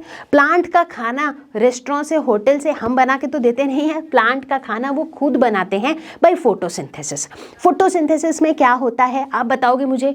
फटाफट से रिकॉल करो, फोटोसिंथेसिस में क्या होता है? क्या करते हैं प्लांट्स? कार्बन डाइऑक्साइड और वाटर से in presence of sunlight, in presence of chlorophyll, ये बनाते हैं अपना food in the form of glucose, right. यानी कि फोटोसिंथेसिस के प्रोसेस को परफॉर्म करने के लिए प्लांट्स को वाटर की ज़रूरत है, राइट। फोटोसिंथेसिस कहाँ होता है? प्लांट के लीव्स में होता है, राइट। तो अब क्या होता है, जैसे ही ट्रांसपीरेशन से ये जो वाटर है ये वाटर वेपर बन के बाहर चला जाता है तो क्या होता है, इनको वाटर की ज़रूरत होती है तो ये वाटर और मिनरल्स को नीचे से खींचते हैं। तो एक सक्शन फोर्स क्रिएट होता है जिसके वजह से वाटर और मिनरल्स जो है पूरे प्लांट पार्ट्स में पहुंचता है, राइट। तो इसका मतलब है एक प्लांट के सर्वाइवल के लिए ट्रांसपिरेशन इज़ वेरी क्रूशियल, और ट्रांसपिरेशन होने के लिए स्टोमेटा का होना इज़ वेरी क्रूशियल। और स्टोमेटा कहाँ पे लोकेटेड है? एपिडर्मिस पे। अब बच्चों जब हमने स्टोमेटा के बारे में थोड़ा सा पढ़ ही लिया है तो चलो थोड़ा और डिटेल में इसके स्ट्रक्चर को देखते हैं। तो अगर हम स्टोमेटा के स्ट्रक्चर को देखें, ये है तो ओपनिंग्स यानी कि पोर्स। अब ये स्टोमेटा जो है ना, कभी ओपन रहते हैं तो कभी क्लोज रहते हैं, राइट। अब आप बोलोगे कि मैम ये जो ओपनिंग है ये कभी ओपन कभी क्लोज कैसे रह सकती है, क्यों नहीं रह सकती है? एग्जाम्पल देती हूँ। जैसे मान लो अगर आप दरवाजे के बारे में सोचो, दरवाज़ा कैसे बनता है? मान लो एक वॉल है, उस वॉल में आपने एक ओपनिंग बना दी। अब उस ओपनिंग में आपने 2 डोर के पैनल लगा दिए। अब अगर ये डोर का पैनल खुल रहा है, इस तरीके से मूव कर रहा है बाहर की तरफ, तो आपका डोर खुल गया। अब उसमें से एंट्री एग्जिट हो सकती है। अगर ये डोर के पैनल ऐसे बंद हो गए, इस तरीके से एक दूसरे के आमने सामने हो गए, तो डोर क्लोज हो गया, यानी कि एंट्री एग्जिट नहीं हो सकती है। तो यानी कि डोर ओपन है या फिर क्लोज, ये कंट्रोल कौन कर रहा है? ये डोर के 2 पैनल्स कंट्रोल कर रहे हैं। ठीक उसी तरीके से स्टोमेटा ओपन है या क्लोज, ये कंट्रोल करते हैं गार्ड सेल्स। तो गार्ड सेल्स जो है ये किडनी के शेप के 2 सेल्स होते हैं जो कभी स्वेल करते हैं और कभी श्रिंक करते हैं, कुछ ऐसा ही होता है। अब ये जो 2 सेल्स है, लेट अस सपोज ये दोनों 2 गार्ड सेल्स हैं, जब ये दोनों स्वेल कर जाते हैं तो बीच में क्या होता है? स्टोमेटा ओपन हो जाता है। जब ये दोनों श्रिंक कर जाते हैं तो बीच में स्टोमेटा बंद हो जाता है। तो अब इनके स्वेल या श्रिंक करने से डिसाइड होता है कि हमारा स्टोमेटा खुला रहेगा या बंद रहेगा। अब स्टोमेटा के खुले या बंद रहने से क्या होता है? जब स्टोमेटा खुला रहेगा तो क्या हो पाएगा?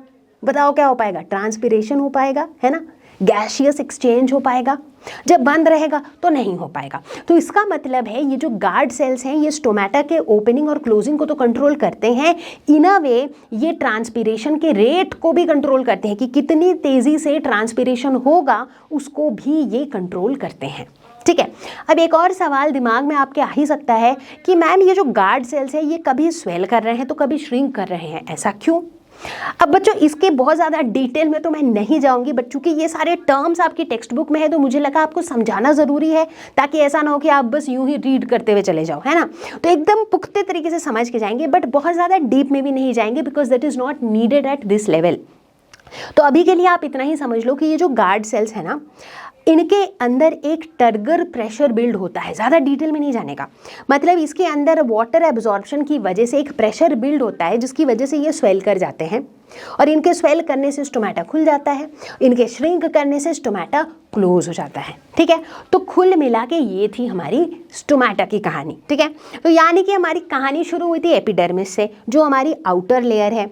जब हम एपिडर्मिस में झांक कर देख रहे थे तो वहाँ पर छोटे छोटे पोर्स दिखे जो कि स्टोमेटा था। स्टोमेटा का काम ट्रांसपिरेशन में बहुत क्रूशियल है, और स्टोमेटा को कंट्रोल करते हैं गार्ड सेल्स। तो ये कुछ इंपॉर्टेंट बातें अभी अभी हमने पढ़ी। तो चलो मेरे प्यारे बच्चों, अब देखते हैं एपिडर्मिस के कुछ मॉडिफिकेशंस, मतलब कहाँ कहाँ पे एपिडर्मिस किस तरीके से पाए जाते हैं। अभी जब तक हम स्टोमेटा की बात कर रहे थे, ट्रांसपिरेशन की बात कर रहे थे, तो हम बात कर रहे थे लीफ के एपिडर्मिस की, राइट। लीफ के एपिडर्मिस के ऊपर स्टोमेटा थे और उसके बारे में हम सारी डिटेल में बात कर चुके हैं। अब बात करते हैं रूट के एपिडर्मल सेल्स के बारे में। अगर हम रूट्स की बात करें, रूट्स का मेन फंक्शन क्या होता है? एब्जॉर्प्शन ऑफ वाटर, मिट्टी में जो पानी है उस पानी को एब्जॉर्ब करना, ये एक तरीके से इनका मेन काम होता है ना। तो हम क्या नोटिस करते हैं कि रूट के जो एपिडर्मल सेल्स होते हैं ये मॉडिफाई हो जाते हैं into thin hair like structures, बहुत ही पतले पतले हेयर लाइक स्ट्रक्चर्स। इनफैक्ट अगर कभी आपको मौका मिले तो आप रूट को ज़मीन के नीचे से अगर आपको कभी निकाल के देखने का मौका मिले, आप देखोगे बहुत ही पतले पतले आपको हेयर लाइक स्ट्रक्चर्स मिलेंगे, जो कि रूट के एपिडर्मल सेल्स का मॉडिफिकेशन है। अब ये हेयर लाइक स्ट्रक्चर का फ़ायदा क्या होता है? अब छोटे छोटे पतले पतले हेयर लाइक स्ट्रक्चर है, यानी कि इनका जो सरफेस एरिया है वो बढ़ता चला जा रहा है, बिकॉज बहुत सारे हैं ऐसे छोटे छोटे छोटे छोटे रूट हेयर्स, जिसकी वजह से जो ओवरऑल एब्जॉर्प्शन ऑफ वाटर का रेट है वो बढ़ जाता है, राइट। तो ये हो गया हमारा पहला एपिडर्मिस का मॉडिफिकेशन। दूसरा एपिडर्मिस का मॉडिफिकेशन डिस्कस करते हैं in case of desert plants, ऐसे प्लांट्स जो बहुत ही ड्राई कंडीशंस में हैं। जहाँ पर ड्राई कंडीशंस है वहाँ पर वाटर की भी कमी है, वाटर की भी स्केर्सिटी है। तो ऐसे जगहों पे हम क्या देखते हैं कि एपिडर्मिस के बाहर भी एक वैक्सी थिक लेयर होता है जिसे हम कहते हैं क्यूटीन। नोट करते चलो, क्यूटीन एक वैक्सी थिक लेयर होता है और इसका काम क्या होता है? To prevent water loss through transpiration, मतलब एक एडिशनल वैक्सी लेयर हमने लगा दिया ताकि वाटर लॉस ज़्यादा ना हो, क्योंकि यहाँ पर भाई वाटर की अवेलेबिलिटी वैसे ही कम है, ऊपर से ट्रांसपीरेशन के चक्कर में जो है ना पानी का लॉस होता चला जाएगा तो बहुत दिक्कत आ जाएगी, क्योंकि उतना पानी तो उसे नीचे से मिलेगा भी नहीं, मिट्टी के नीचे से, है कि नहीं? ताकि ट्रांसपीरेशन से लॉस कम हो उसकी वजह से इस तरह के प्लांट्स के एपिडर्मिस के बाहर एक थिक वैक्सी लेयर होता है जिसे हम कहते हैं क्यूटीन। तो चलो यहाँ पर एक और चीज़ नोट करते हैं अबाउट एपिडर्मिस। आप नोटिस करोगे कि कोई भी यंग स्टेम में जो एपिडर्मिस होती है वही आउटर कवरिंग होती है और ये बने होते हैं लिविंग सेल्स से, ठीक है। लेकिन जैसे जैसे वही प्लांट ग्रो करता है, जैसे जैसे वो प्लांट ओल्ड हो जाता है, एक बहुत बड़ा सा ओल्ड ट्री बन जाता है, तो हम देखते हैं कि उनके ब्रांचेस के बाहर जो आउटर मोस्ट कवरिंग है उसके बाहर एक और कवरिंग आ जाती है जिसे हम कहते हैं bark. Yes, bark of a tree, पता ही होगा। बार्क ऑफ अ ट्री जो है, बार्क जो चीज़ है, ये कभी भी आपको एक छोटे से पौधे में, एक यंग स्टेम में नहीं मिलेगा, वो हमेशा मिलेगा एक ओल्ड ट्री के ब्रांच में, राइट। तो होता क्या है, और ये जो बार्क होता है ना, it is made up of a material called suberin, जो कि डेड सेल्स होते हैं, राइट। तो मतलब ये डेड सेल्स से बने होते हैं, ठीक है। तो ये जो सबरिन है इसकी खास बात ये होती है कि ये वाटर या गैसेस से इम्परवियस है, मतलब ये इन लोगों का एंट्री अलाउ नहीं करते हैं, एंट्री एग्जिट अलाउ नहीं करते हैं, ठीक है। तो that is the speciality of the bark, ठीक है। अब होता क्या है कि जैसे जैसे वो ट्री ओल्ड होता जाता है, जैसे जैसे वो ग्रो करता जाता है, वैसे वैसे जो आउटर प्रोटेक्टिव टिश्यू है ना उसमें कई सारे चेंजेस होते रहते हैं। इनफैक्ट थोड़ी देर पहले जब हम लोग मेरिस्टेमेटिक टिश्यूज़ की बात कर रहे थे, मेरिस्टेम्स की बात कर रहे थे, वहाँ पर हमने लैटरल मेरिस्टेम की बात करी थी, याद है?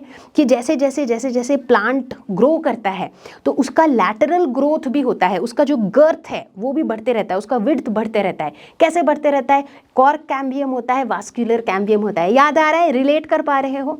तो ये जो कॉर्क के जो सेल्स होते हैं ना, ये डेड सेल्स होते हैं जिनमें इंटरसेल्युलर स्पेसेस बिल्कुल भी नहीं होते हैं।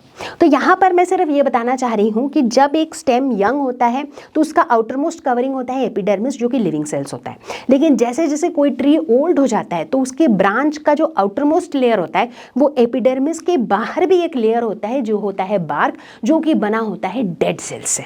तो चलो मेरे प्यारे बच्चों, अब हम लोग सिंपल परमानेंट टिश्यू पूरी तरह से कवर कर चुके हैं, एपिडर्मिस कवर कर चुके हैं। तो अब शुरुआत करेंगे हमारा अगला topic which is complex permanent tissue.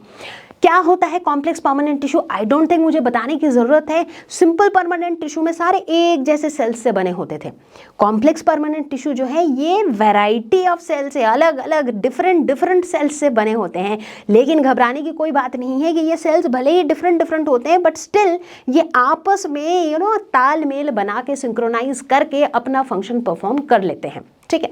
तो कॉम्प्लेक्स परमानेंट टिश्यू के अंदर हम बात करेंगे दो प्रोमिनेंट एग्जांपल्स की, which are xylem and phloem. तो बच्चों, जाइलेम और फ्लोएम ये दोनों इकट्ठे कहलाते हैं वास्कुलर बंडल्स। इनफैक्ट जाइलेम और फ्लोएम साथ में मिल करके बनाते हैं what is called vascular bundles. अब कुछ दिमाग पे जोर डालो, वास्कुलर बंडल्स इस शब्द का यूज मैंने किया था थोड़ी देर पहले इसी वीडियो में, और तब मैंने ये बोला भी था कि इसे हम थोड़ी देर बाद डिस्कस करेंगे। फटाफट से रिकॉल करो कि कहाँ पर मैंने बोला था कि कोई एक टाइप का टिश्यू पाया जाता है in the stems around the vascular bundles. Exactly. चलो फटाफट से रिकॉल करो और रिकॉल करके मुझे कमेंट सेक्शन में लिख के बताओ, ठीक है। चलो तो फिलहाल देखते हैं वास्कुलर बंडल्स। तो भाई अब ये जो जाइलेम और फ्लोएम है या फिर ये जो वास्कुलर बंडल्स है, इनका काम क्या है, इनका फंक्शन क्या है?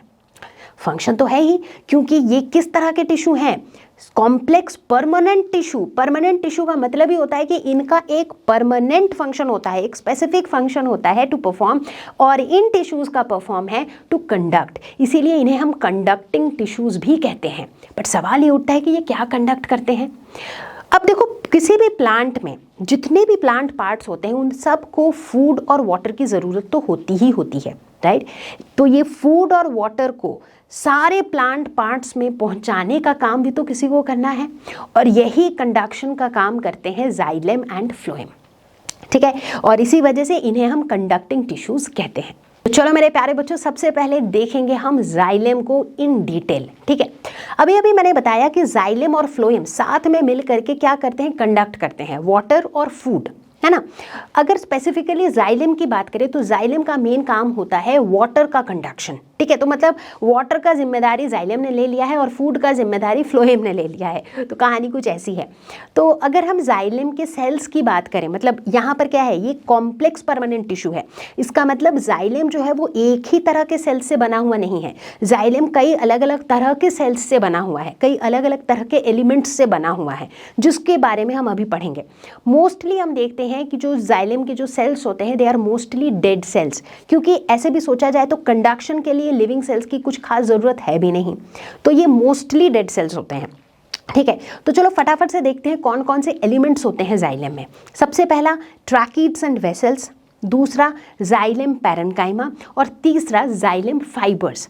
और ये सभी जो है ना स्ट्रक्चरली एक दूसरे से काफ़ी अलग है, फंक्शन भी सबके थोड़े बहुत अलग अलग है, बट ओवरऑल सबका फंक्शन कंडक्शन ही है, ठीक है।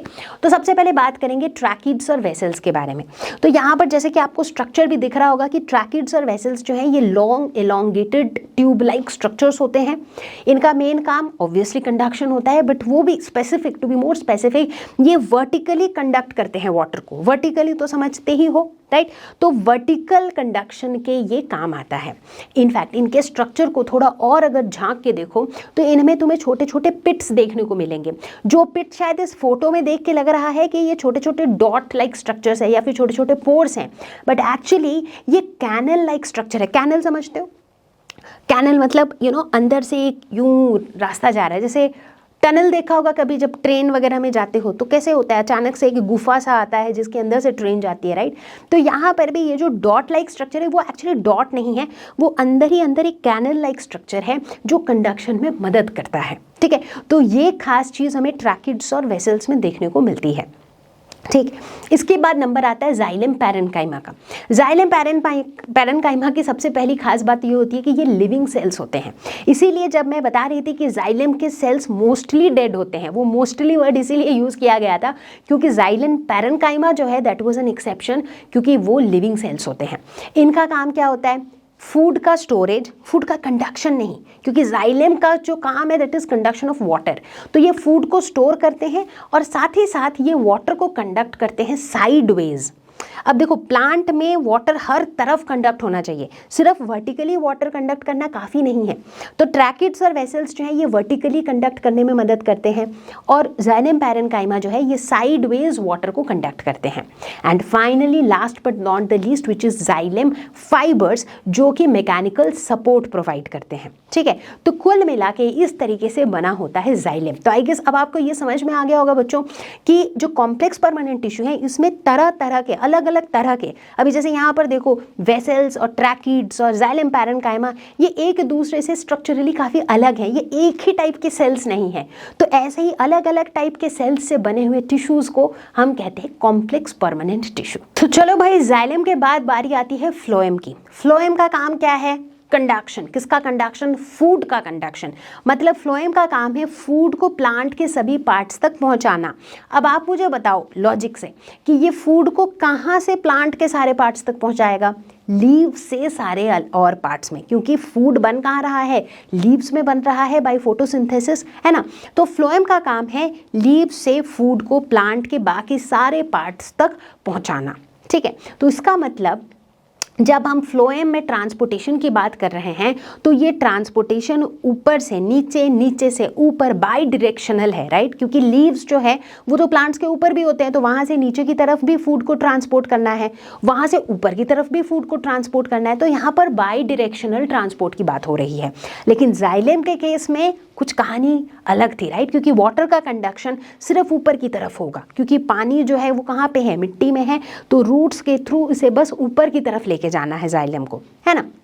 चलो ठीक है, अब बात करते हैं फ्लोएम के एलिमेंट्स की। फ्लोएम में हम देखते हैं कि फ्लोएम के जितने भी सेल्स हैं they are mostly living cells except phloem fibres, जो कि डेड सेल्स हैं, ठीक है। मतलब ये थोड़ा सा जाइलम से इसकी कहानी उल्टी हो गई, राइट, या थोड़ा कहानी उल्टा है। कैसे उल्टा है? जाइलम के केस में हमने क्या देखा था? मोस्टली सारे डेड सेल्स थे सिवाय जाइलम पैरेन्काइमा के, जो कि लिविंग सेल था। फ्लोएम के केस में मोस्टली सारे लिविंग सेल्स हैं सिवाय फ्लोएम फाइबर्स के, जो कि डेड सेल्स हैं, ठीक है। अब फ्लोएम के केस में जो कंडक्शन हो रहा है वो फूड का कंडक्शन हो रहा है, फूड ट्रांसपोर्ट हो रहा है जिसमें एनर्जी की ज़रूरत पड़ती है, तो इसीलिए ये जो सेल्स हैं ये सारे लिविंग सेल्स हैं, ठीक है। एक एक करके फ्लोएम के हम सारे एलिमेंट्स देखेंगे। तो यहाँ पर हम 4 एलिमेंट्स की बात करेंगे। सबसे पहले sieve tubes, companion cells, phloem parenchyma और फ्लोएम फाइबर्स, ठीक है। तो शुरुआत करेंगे सीव ट्यूब से। नाम से ही पता चल रहा है सीव ट्यूब, ट्यूब मतलब एक ट्यूब्यूलर स्ट्रक्चर है इसका। सीव छन्नी, सीव में क्या होता है, बहुत सारे छेद होते हैं, बहुत सारे परफोरेशंस होते हैं। तो यानी कि ये जो सीव ट्यूब्स हैं ये ट्यूब्यूलर सेल्स होते हैं जिनके वॉल्स में ढेर सारे परफोरेशंस हैं और इन्हीं परफोरेशंस के थ्रू फूड का कंडक्शन होता है, ठीक है। तो सीव ट्यूब्स बहुत क्रिटिकल रोल प्ले करता है फ्लोएम के फंक्शन में, ठीक है। इसके बाद आता है कंपेनियन सेल्स। कंपेनियन मतलब क्या होता है, दोस्त, जो तुम्हें कंपनी दे, जो हमेशा तुम्हारे साथ रहे। तो ये कंपेनियन सेल्स जो है ये किसके साथ रहते हैं, सीव ट्यूब के साथ रहते हैं। बिल्कुल सही पकड़े हो, ठीक है। तो ये सीव ट्यूब के साथ में रहते हैं। कंपेनियन सेल्स के अगर हम स्ट्रक्चर को देखें तो ये कैसे होते हैं, इनके स्ट्रक्चर ये भी एलोंगेटेड सेल्स होते हैं, थिन सेल वॉल होता है, ये स्पेशलाइज्ड पैरेन्काइमर सेल्स हैं। स्पेशली ये वाले जो सेल्स हैं ना कंपेनियन सेल्स, ये स्पेशलाइज्ड पैरेन्काइमा सेल्स है जिनके थिन सेल वॉल्स हैं। अब ये जो कंपेनियन सेल्स हैं ये जो सीव ट्यूब है इसके साथ कैसे कनेक्टेड होता है, थ्रू कैनल लाइक स्ट्रक्चर। बीच में कैनल लाइक स्ट्रक्चर के हेल्प से ये दोनों कनेक्टेड होते हैं। कंपेनियन सेल्स का मेन काम होता है कि जो सीव ट्यूब एलिमेंट्स हैं उनके मेटाबॉलिक एक्टिविटीज़ को ये रेगुलेट करे। तो एक तरीके से ये समझ लो कि सीव ट्यूब का ये सपोर्ट सिस्टम है, ये कंपेनियन है, तभी इनका नाम है कंपेनियन सेल्स। इसके बाद नंबर 3 पे है फ्लोएम पैरेन्काइमा, जिनका काम क्या होता है, इनका काम होता है टू स्टोर स्टार्च के जैसे मटेरियल को स्टोर करना, मतलब फूड स्टोरेज एक तरीके से बोल सकते हो, और साथ ही साथ सीव ट्यूब को भी सपोर्ट करना। And finally the last element which is phloem fibres, जो कि डेड सेल्स होते हैं और जिनका काम होता है टू प्रोवाइड मैकेनिकल सपोर्ट, ठीक है। तो इस तरीके से this is all about phloem, जो कि फूड को कंडक्ट करता है एक प्लांट में from leaves to all the other parts of the plant. तो चलो बच्चों, अब जब जाइलम और फ्लोएम के बारे में डिटेल में सब कुछ जान ही लिया है तो एक क्विक रिकैप तो बनता ही है कि नहीं। तो फटाफट से देखेंगे जाइलम वर्सेस फ्लोएम, ताकि जो भी चीज़ें अभी तक हमने पढ़ी वो एक बार फ्रेश हो जाए, एक बार रिकैप हो जाए, ठीक है। तो सबसे पहले बात करेंगे जाइलम की। तो जाइलम जो है ये देता है यूनी डायरेक्शनल ट्रांसपोर्ट और फ्लोएम के केस में होता है बाई डायरेक्शनल ट्रांसपोर्ट। अभी अभी समझाया था मैंने यूनी डायरेक्शनल क्यों और बाई डायरेक्शनल क्यों। चलो फटाफट से, मेरे बताने से पहले आप बताओ, बता दिया, याद आ गया, ग्रेट। अभी देखो इस फोटो को, देखो इस फोटो में हम क्या देख रहे हैं कि जो वाटर है, वाटर का ट्रांसपोर्ट कहाँ से हो रहा है, वाटर एंड मिनरल्स, क्योंकि वाटर में मिनरल्स होते हैं। तो अब वाटर का जो ट्रांसपोर्ट है वो मिट्टी में वाटर है तो वाटर बेसिकली नीचे से ऊपर की तरफ जाएगा। तो ये जो रेड एरो से आप देख रहे हो इस ट्रांसपोर्टेशन में मदद करता है कौन, जाइलम, जो कि एक ही डायरेक्शन में जा रहा है, इसीलिए यूनिडायरेक्शनल ट्रांसपोर्ट। दूसरी तरफ जब हम ये ब्लू लाइन से जो हमने दिखाया है, लीफ में हो रहा है फोटोसिंथेसिस, यानी कि फूड बन रहा है, इस फूड को हम इसके ऊपर भी लेके जा रहे हैं, इससे नीचे भी लेके जा रहे हैं। तो यानी कि ये वाला जो ट्रांसपोर्ट है, इस तरह का जो ट्रांसपोर्ट है, ये इस ट्रांसपोर्टेशन में इन्वॉल्व है फ्लोएम, जो कि है बाई डायरेक्शनल, ऊपर भी नीचे भी दोनों डायरेक्शन में है, इसीलिए बाई डायरेक्शनल ट्रांसपोर्ट, ठीक है। जाइलम ट्रांसपोर्ट करता है वाटर एंड मिनरल्स, दूसरी तरफ फ्लोएम ट्रांसपोर्ट करता है फूड एंड न्यूट्रिएंट्स। वाटर में मिनरल्स होते हैं, फूड में न्यूट्रिएंट्स होते हैं, ठीक है। डेड और लिविंग की अगर बात करें तो जाइलम मैंने पहले ही बताया था ये डेड टिश्यूज होते हैं एट मैच्योरिटी। दूसरी तरफ फ्लोएम जो है ये होते हैं लिविंग टिश्यूज। हालांकि इसमें एक एक्सेप्शन है, कौन सा फ्लोएम का एलिमेंट है जो लिविंग नहीं है, फ्लोएम फाइबर्स, एग्जैक्टली वो डेड टिश्यूज होते हैं, ग्रेट। इसके बाद जाइलम के अकरेंस की अगर बात करें कि जाइलम और फ्लोएम लोकेटेड कहाँ पे होता है, तो हम देखते हैं कि जाइलम जो है वो वास्कुलर बंडल के सेंटर में लोकेटेड होता है, लेकिन फ्लोएम जो है ये आउटर साइड में लोकेटेड होता है। अब यहाँ पे थोड़ा सा डाउट आ रहा होगा कि क्या बताना चाह रही है मैम। मैं बताना ये चाह रही हूँ कि अगर हम लेट अस सपोज कि ये एक स्टेम है, स्टेम के क्रॉस सेक्शन को अगर हम काटते हैं, ऐसे क्रॉस सेक्शन काटना तो समझते हो, ऐसे अगर काटते हैं तो उसका टॉप व्यू कुछ ऐसा आता है, ठीक है। और इसे हम कहते हैं, इसमें देखो ये जो पूरा रीजन है ना, इसको हम कहते हैं वास्कुलर बंडल। ये जो रीजन है दिस इज वास्कुलर बंडल। अब वास्कुलर बंडल जाइलम और फ्लोएम से बनता है।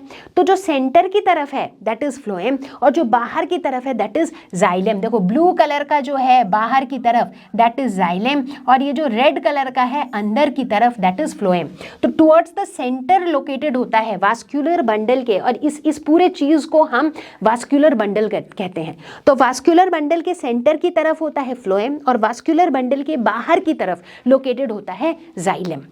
ठीक है। सो आई थिंक इस एक स्लाइड में जाइलम फ्लोएम पूरा एक बार में रिकैप हो गया, रिवाइज हो गया। आई डोंट थिंक कोई डाउट बचा होगा दिमाग में, है ना। आगे बढ़ेंगे। तो मेरे प्यारे बच्चों, अब तक में हमने कुल मिला के प्लांट टिश्यूज के जो दो मेजर टाइप्स थे दैट इज मेरिस्टेमेटिक टिश्यू और परमानेंट टिश्यू पूरा डिस्कस हम कर चुके हैं। परमानेंट टिश्यू में भी हमने दो मेजर टाइप्स डिस्कस किए, simple permanent tissue and complex permanent tissue. So towards the end of this discussion एक बार एक रिकैप करके एक समराइज कर लेते हैं, simple tissue versus complex tissue. Simple permanent tissue की अगर हम बात करें तो ये एक ही जैसे सेल से बने होते हैं, वन टाइप ऑफ सेल से बने होते हैं। जैसे कि एग्जांपल्स पैरेन्काइमा, कोलेनकाइमा, स्क्लेरेन्काइमा, ये सारे सिंपल टिश्यू थे।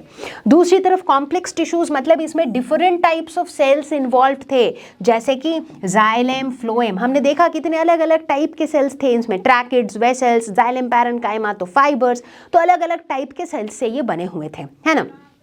इसके बाद अगर इनके लोकेशन की बात करें तो सिंपल टिश्यू जो है it occurs in all parts of the plant. ये प्लांट्स के हर जगह हमें मिल जाते हैं, कभी सीड्स या फ्रूट्स के कवरिंग में मिल जाते हैं, तो कभी लीव्स में मिल जाते हैं, कभी रूट्स में, तो कभी स्टेम में। तो बेसिकली हर प्लांट पार्ट्स में हमें देखने को मिल जाता है। लेकिन जो कॉम्प्लेक्स टिश्यू है ये स्पेसिफिकली वास्कुलर रीजन में ही देखने को मिलता है। वास्कुलर बंडल में ही तो होता है जाइलम और फ्लोएम, इसके अलावा और तो कहीं नहीं होता है। तो ये स्पेसिफिकली सिर्फ वास्कुलर रीजन में देखने को मिलता है।